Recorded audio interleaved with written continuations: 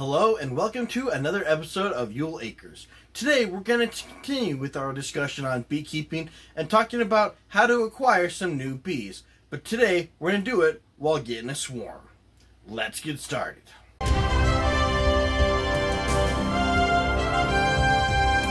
Hello and thanks for joining us here on the farm again over here at Ewell Acres. So you considered beekeeping, you looked at a couple different ways about it, and you've decided you want to go ahead and get involved in beekeeping.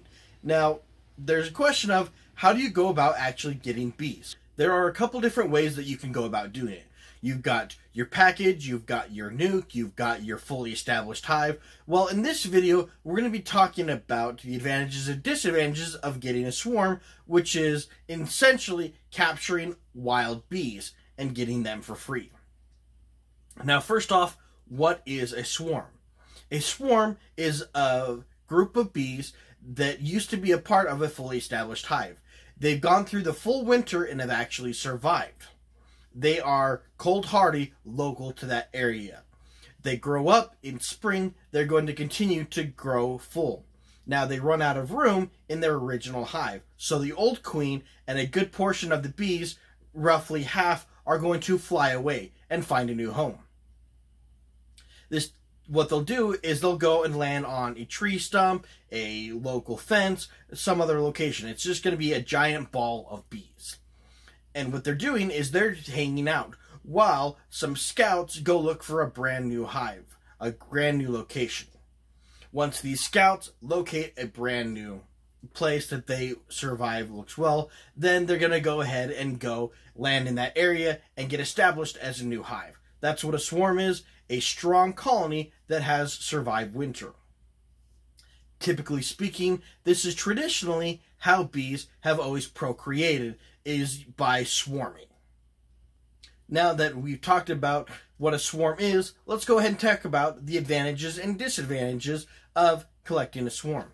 Number one, most important advantage that you can take a look at when looking at a swarm, I've already discussed. They are strong bees from your local area that have already survived the winter. They are strong genetics local to your area, so you know they have a strong queen and are climatized to your local area. I think that's the number one most important thing in beekeeping, is to find bees in your local area. And the number one fault that I think when a lot of people get into beekeeping is sometimes they'll order bees from a different region of the United States, a different country. So my area, I live in the Northern Rocky Mountains. I can very easily order in bees from Georgia, Florida earlier on in the season. If I wanted to, I could try and collect a swarm that's going to be from my local area, but it's not going to be until May, June, July, further on in the year. However, I have local climatized bees. By far the most important thing. Advantage number two, and this is one of the biggest advantages why most people do a swarm. It is free. All you have to do is collect a wild swarm from your local area. That is almost as good as getting local climatized bees. Bees can be expensive. If you're just getting a package in my local area, the going rate retail value is anywhere between $130 and $150. If you're dealing with a nuke, that's $170, $190. When you're talking about a fully established hive, $300. That is a lot of money to drop, especially for a brand new beekeeper if you don't know they're going to survive, because there is always a chance that they could die, whether it's varroamite, tracheomite, not even surviving the winter, starving. It is a lot of money to put into something that is a less onerous option than some potential other facts. So, with having a swarm free, very, very enticing way to go about doing it. One other advantage that typically is not thought of as much when you're dealing with swarming is it is a brand new bees. You're establishing a brand new colony, and so there's going to be a major break in the brood cycle, which comes with it a major break in the mite cycle, meaning it's going to be a natural way of how to control the mite population for this brand new colony. When you're starting with the colony as well, typically speaking, you're going to have new equipment that you're working with it, so it's going to be easier to control diseases for this brand new colony. Now that we've talked about some of the advantages, let's go ahead and talk about some of the disadvantages. Now, the number one thing that is most important when dealing with a swarm of bees is, typically speaking, you are not going to have any idea what the species of bees are. You don't know whether they're Carnolians or Russians. You don't know their temperament, if they are a calmer bee, if they are a little bit more ornery. Were they a wild bee from a hollow in a tree? Were they from a local beekeeper that just got too big for its britches and decided to leave that colony and start a new one? You just don't know what the history of that beehive is. But in other things, that may be in potential advantage too, because you don't know the full history of the bees like you would getting it from a beekeeper, but you do know it's been strong enough from a colony that survived the winter, and so therefore it's strong enough to procreate so much that it's created a swarm. So, depending on how you look at it, that could be an advantage or disadvantage. Another potential problem that you have is when a hive swarms, it's going to be the older queen that leaves the colony. It is not the younger queen that does so. So you don't know the age of that queen. She could be towards the end of her laying cycle. She could not be doing very well, or she could be a very strong queen. You just don't know. But that is one thing to keep in mind. Another disadvantage of dealing with swarms is you have to have everything ready beforehand. And it's going to be at a moment's notice. It's not going to be like a package or a nuke where you're going to say, hey, I want to go ahead and order these bees. They're going to be delivered on the 25th. Excellent. I'm going to have time to go ahead and collect my equipment that I need to. How a swarm works is you walk outside, you see a pile of bees over on that fence on that back of your property and go, oh no, time to go collect it real quick. They're only going to be there for a day or two.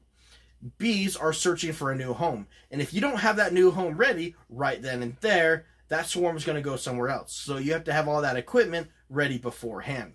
Is this a big deal? No, just plan ahead. And here's the next and final disadvantage that a lot of people don't tend to think about, but how is it you actually get the hive, the ball of bees, from wherever they're hanging out in their swarm to where you want in the colony? That can tend to be a little bit iffy sometimes. There's things of, oh, you take the branch, you cut it off, you very gently dump it into the bees. Well, what if they're hanging out on a picnic table? What if they're hanging out on a concrete post? It's not like you can just pick it up and set it there. Typically, how most people will do it is get a battery-powered shop vac, taking the filter off, and just suck them up. Make certain you get the queen, get the whole ball of bees, and then you can move that to your new place and go ahead and dump them in. But that is another thing to consider is, how do you actually entice the bees to get from where they're hanging out, waiting to find the new home, to where you want them in that new home? Whether that's a top bar hive, other hives, the length strough, the super, the standard, the commercial, different forms, you need to get those bees into that super or that colony where you actually want them to be. Now, this is an advantage that I thought about that I didn't mention earlier, is a lot of times when bees are commercially available, at least in the United States, it's going to be off of a Langstroth hive. So if you want to do a top bar hive or your own DIY version of a hive, it's going to be a little bit easier to convert it. So when you're dealing with a swarm, that is one advantage that you could do, is it's actually easier to start using that with the top bar hive than, say, a Langstroth or a commercial or standard, whatever your chosen hive method is. Now that we've talked about the advantages and disadvantages of how to acquire a swarm, what's your thoughts? Did I miss anything out? Did I add something? Did you think it was an advantage when it really wasn't, or disadvantages when it should have been an advantage? Go ahead and let us know in the comments below. I'm curious to see what you have to say. There's definitely some methods that I could have missed, and that's one thing about this forum is we can use to help learn from each other. Go ahead and let us know in the comments below. Now, final thing that you have to keep in mind when dealing with a swarm is, how do you actually put them in your brand new box? There are a couple ways of going about doing that. You could do what's called setting a trap, or a swarm trap, to collect the bees. What you'll do is you can get an old hive or a box, put lemongrass oil in it, or some other pheromone enticement to get them to come. You can hang that up in a tree or put it in a potential very likely location that they'll come, and they will go and find that as their brand new home. That is one method of capturing a swarm is putting some sort of a baited box to encourage them to come. The other method that's a little bit more common that I mentioned is you get a battery-powered shop vac or some external battery source so it's actually mobile. Go and just suck up all the bees. Those are by far the two most common methods. Now, you could go the other method that I mentioned, take some pruners, clip the branch off, and very gently dust them into that box. That typically one is not as common though, since we have the shop vac method, which is by far a whole lot more reliable. Now, sometimes when you're dealing with a swarm, they're not used to having that box, or that's not their established home. So it is possible they may reject it, not like it, and fly away. So entice them, encourage them to claim that as their home. Like I said, there are pheromone packs out there, there's lemongrass oil, there's other things you can do to make that area very enticing. This has been the advantages and disadvantages of how to go about capturing a swarm and deciding whether or not you want to go with that route when you're starting a brand new hive with beekeeping. Thanks for joining us. If you like what we're doing, go ahead and click on the subscribe button, and don't forget to click that bell for notifications for future videos that are coming out all the time. Thanks for watching, and we look forward to seeing you next time.